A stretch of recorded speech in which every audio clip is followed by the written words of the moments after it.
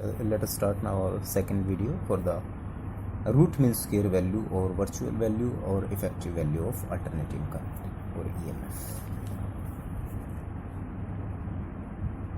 Root mean square or virtual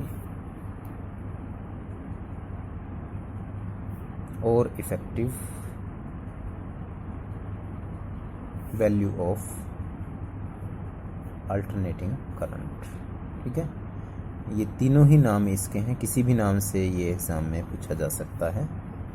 IRMS के नाम से आ जाए, या I वर्चुअल के नाम से आ जाए, या I इफ़ेक्टिव के नाम से आ जाए। ये रिलेशंस जो मैंने यहाँ बॉक्स में बंद किए हैं, this are important for numerical और आगे भी यूज़ हो सकते हैं कहीं भी, तो याद रखने हैं आपने, थोड़ा सा क्रैम कर लेंगे कि जब मीन और एवरेज है, ये मीन और एवरेज वो मैक्सिमम का 2/π। ठीक है, अब इफ़ेक्टिव वैल्यू यानी कि RMS या वर्चुअल वैल्यू, ये देखते हैं क्या चीज़ होती है। पहले डेफिनेशन देखते हैं। It is that steady current, steady का मतलब होता है DC, which produces same amount of heat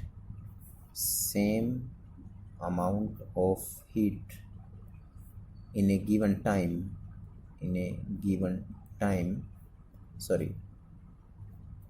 ठीक है, which produces the same amount of heat in a given time in a given resistance as it is produced by alternating current which pass through the same resistance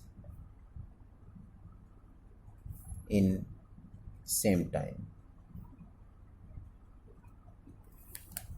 ठीक है, कहने का मतलब क्या था, हमारे पास ये कोई रेजिस्टेंस है, इसमें से हमने एक बार तो पास करवाया DC करंट, इसमें हीट प्रोड्यूस हो गई। ठीक है, फिर हमने सेम रेजिस्टेंस में से ही AC करंट पास करवाया, दोनों का टाइम सेम है, रेजिस्टेंस भी सेम है, तो जितनी हीट DC प्रोड्यूस कर रहा है यहाँ से यहाँ पास होने में रेजिस्टेंस के थ्रू, तो उतनी ही हीट AC भी प्रोड्यूस कर देता है, और वही जो हीट प्रोड्यूसिंग है वो एक तरीके से जो करंट से प्रोड्यूस हो रही है वो RMS वैल्यू है हमारी। ठीक है, which produces the same amount of heat, दोनों ही सर्किट सेम है, दोनों का टाइम सेम है, दोनों के टाइम और सर्किट सेम होने की वजह से हीट भी सेम प्रोड्यूस हो रहा है। तो जितना करंट AC में उस टाइम फ्लो हो रहा है जितना DC में हीट में प्रोड्यूस हुआ था, तो वो करंट आपका RMS या इफेक्टिव या वर्चुअल वैल्यू। एक्सप्रेशन देखते हैं इसके लिए। Instantaneous value of alternating current, starting हमेशा यहीं से रहेगी, I = I0 sin ωt, equation number 1। ठीक है, अब वहाँ तो बात थी चार्ज को सेंड करने की सर्किट में से, यहाँ पर बात है हीट की, तो हीट निकाल लेते हैं। Let the current pass through resistance R, किसी सर्किट R में से करंट पास हो रहा है, रेजिस्टेंस में से करंट पास हो रहा है R in small time dt time के लिए, तो हीट प्रोड्यूस क्या होगी उसकी, heat produce for small time is, क्योंकि टाइम कम है तो हीट प्रोड्यूस भी स्मॉल होगा। This is equal to I² R dt। वैसे तो जनरल फॉर्मूला क्या होता है, H = I² RT, तो टाइम कम है तो हीट भी क्या होगी, DH dt टाइम के लिए। ठीक है, तो आई की वैल्यू इक्वेशन 1 से पुट कर देते हैं, d h this is equal to, अब यहाँ स्केयर है तो इसका भी क्या हो जाएगा, स्केयर आई नॉट का square sine square omega t R into में डी टी। अब देखो यहाँ टाइम इंटरवल फिक्स नहीं था, वहाँ तो टाइम फिक्स था जब हमने मीन और वर्चुअल, मीन का मतलब होता है हाफ टाइम का लगभग एवरेज वैल्यू लेते हैं, तो हाफ ले रहे हैं उसको, हाफ 1/2 टाइम t/2 टाइम में। यहाँ टाइम फिक्स नहीं है, टी टाइम है कोई भी, ठीक है, तो टी टाइम के लिए ही उसको इंटीग्रेट करना पड़ेगा। तो total heat produce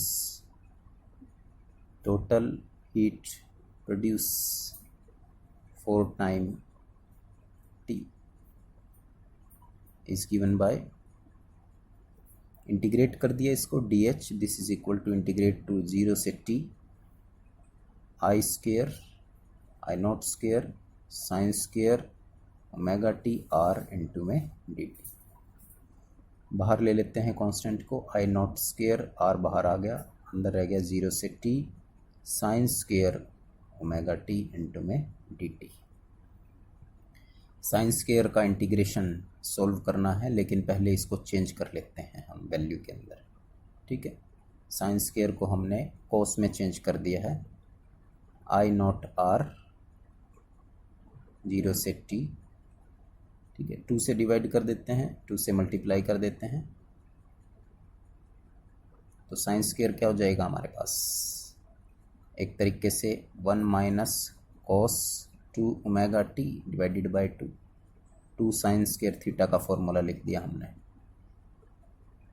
2 sine square theta 1 minus cos 2 theta divided by 2 as it is into में d t. Now this is equal to I not R. अब 1/2 माइनस में है ये, तो इंटीग्रेशन भी दो तरीके के हो गए हमारे, बड़ी ब्रैकेट लगा दी क्योंकि ये दोनों के साथ है, इंटीग्रेट 0 से t 1/2 डी टी माइनस 0 से t cos 2 omega t divided by 2, ठीक है। इसका हमने अलग अलग पार्ट कर दिए, एक बार तो 1 के साथ 1/2 के साथ, और एक बार ये आप 2 को भी बाहर ले सकते थे इससे, ठीक है। नाउ इंटीग्रेट दिस वैल्यू,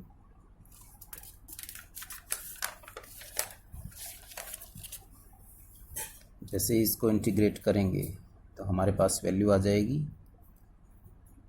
मैं लिख रहा हूँ दोबारा से इसको, आई नॉट स्केयर आर, ये हमने बाहर लिया था 0 से t के लिए 1/2 डी टी माइनस 0 से t के लिए cos 2 omega t divided by 2 into में डी टी, ये वैल्यू थी, ठीक है, ताकि मुझे बार बार पीछे ना जाना पड़े।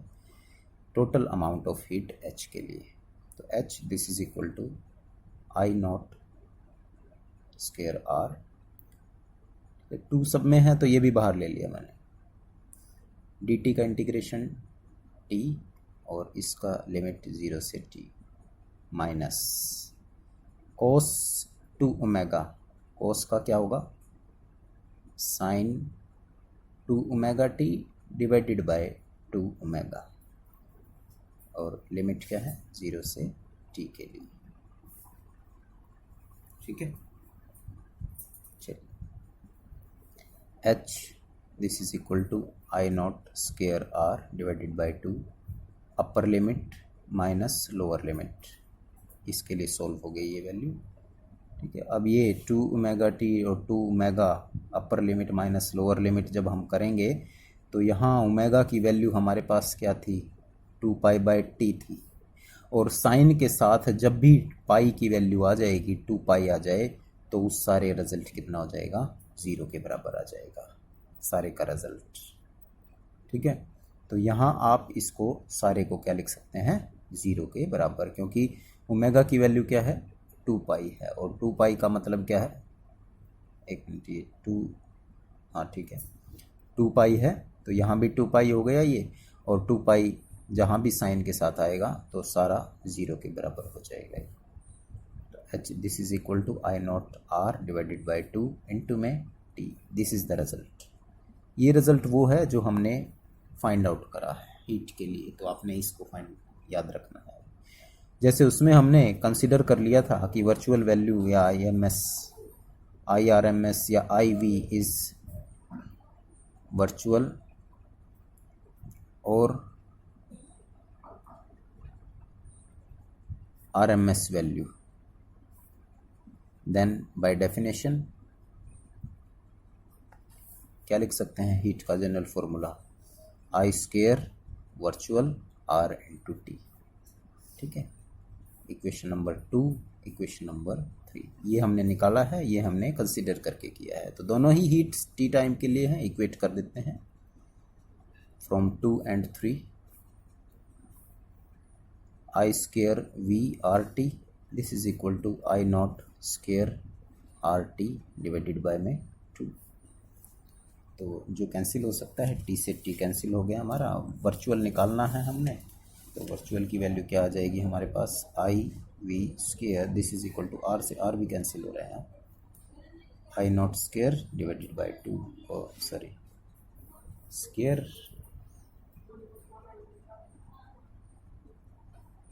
वैल्यू आ गई। हाँ ठीक है, अब इसका स्क्वायर हमें वर्चुअल निकालना है ना, तो वर्चुअल के लिए हम इसको लिख लेते हैं IV this is equal to, जब यहाँ से इसको करेंगे तो ये आ जाएगा I0 डिवाइडेड बाय में root. So this is the relation between virtual and maximum value. जब 1/√2 को सोल्व करते हैं तो IV बन जाता है 0.707 ऑफ I0 यानी 70.7% ऑफ इट्स मैक्सिमम वैल्यू, यानी वर्चुअल वैल्यू अपनी पीक और मैक्सिमम वैल्यू का 70.7% होता है। ठीक है, तो दो रिलेशंस हमारे पास आ गए हैं, उन दोनों के बीच में भी एक इक्वेशन बन जाती है। अब क्या इक्वेशन? मीन वैल्यू तो हमने निकाली थी, IM से रिप्रेजेंट करा था, और वो थी डबल, मैंने कहा था याद रखना है 2π/π की। ठीक है, और एवरेज वैल्यू, सॉरी एवरेज नहीं, RMS वैल्यू, RMS और वर्चुअल, ये है IV and this is equal to 1/√2 of I0। दोनों में डिफरेंस है, ये 2/π है, ये 1/√2। ठीक है, अब कई बार पूछ लिया जाता है कि इन दोनों में रिलेशन निकालो, find out the relation between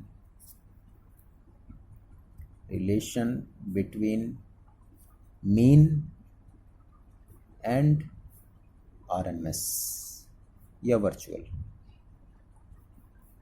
ठीक, अब क्या करते हैं, इक्वेशन 1, 2 डिवाइड कर देते हैं, IM divided by IV this is equal to what? 2I0 upon में पाई डिवाइडेड बाय 1/√2 अपॉन में I0। सॉल्व कर देते हैं इसको, 2 अपॉन में पाई, I0 से I0 कैंसिल, मल्टीप्लाई 1/√2 का क्या हो जाएगा? √2 अपॉन में 1।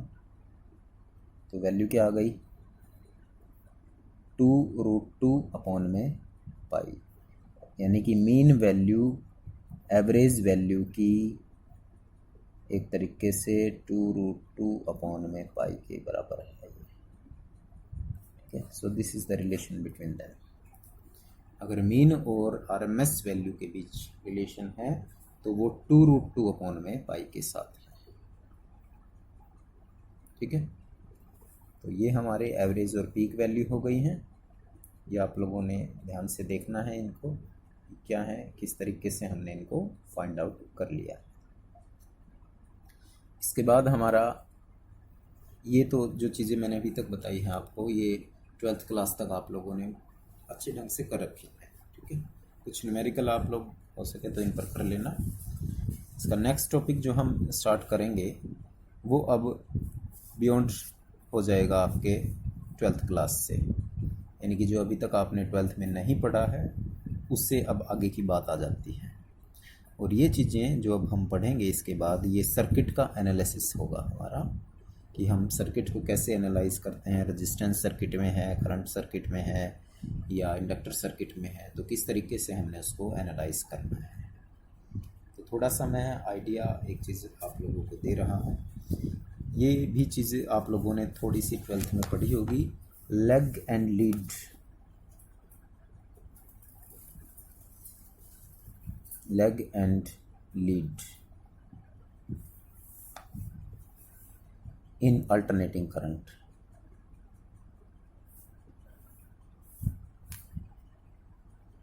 जब हम डीसी की बात करते हैं, डीसी की, in DC EMF and current both are in same phase, same phase, दोनों सेम फेज में रहते हैं। ठीक है, कोई आगे नहीं है, कोई पीछे नहीं। लेग एंड लीड, ठीक है, there is no lag, no behind, no leading और नॉट प्रोसीडिंग। लेकिन जब हम एसी की बात करते हैं तो जो ईएमएफ होता है और जो करंट है, ठीक है, have same frequency, frequency same रहेगी दोनों की, बट आउट ऑफ ऑर्डर या आउट ऑफ फेज हो सकते हैं,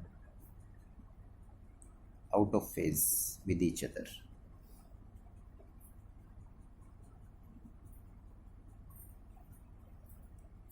ठीक है, आउट ऑफ फेज होने का मतलब ये है peak value of EMF peak value of current के साथ सेम ना हो, that is not same with peak value of EMF and current, कि करंट और ईएमएफ की पीक वैल्यू सेम ना हो। तो सेम का मतलब है कि जैसे हमने ये रिप्रेजेंटेशन दे दी साइकिल की टर्म्स में, ठीक है, ये ईएमएफ के लिए है, सिर्फ ईएमएफ के लिए। ईएमएफ इस तरीके से वेरी कर रहा है साइक्लिकली, तो जो करंट है वो भी साइक्लिकली एसी में तो रिप्रेजेंट करता है, लेकिन इट मे बी पॉसिबल कि वो इस तरीके से वेरी कर रहा है।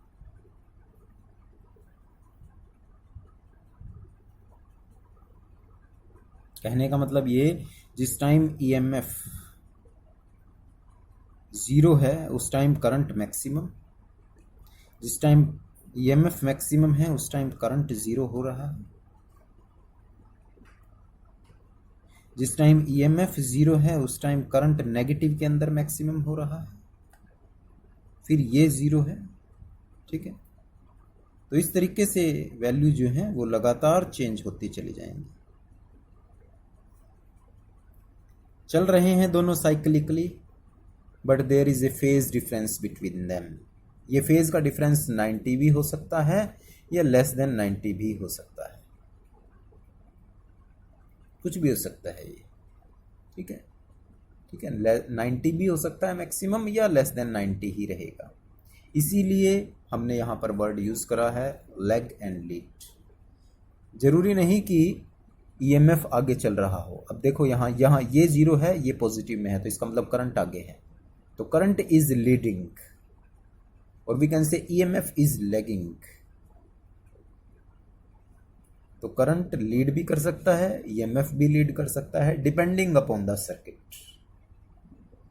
अब आगे हमने यही चीज देखनी है कि करंट और ईएमएफ दोनों एक दूसरे के साथ फेज डिफरेंस में कैसे वेरी कर रहे हैं, और वेरी कर रहे हैं तो कितना उनके बीच में एंगल का डिफरेंस है, फेज का डिफरेंस है।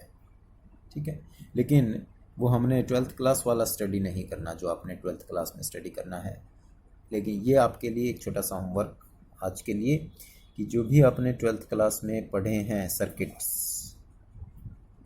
ईएमएफ और अल्टरनेटिंग करंट के लैगिंग बिहाइंड और लीडिंग के, वो आपने पढ़ने हैं अभी, ताकि जब हम नेक्स्ट टॉपिक को डिस्कस करें तो वो बेसिक चीज़ जो आपने पढ़ रखी है वो आपके माइंड में रहे कि किस तरीके से कोई चीज़ आगे या पीछे चल सकती है।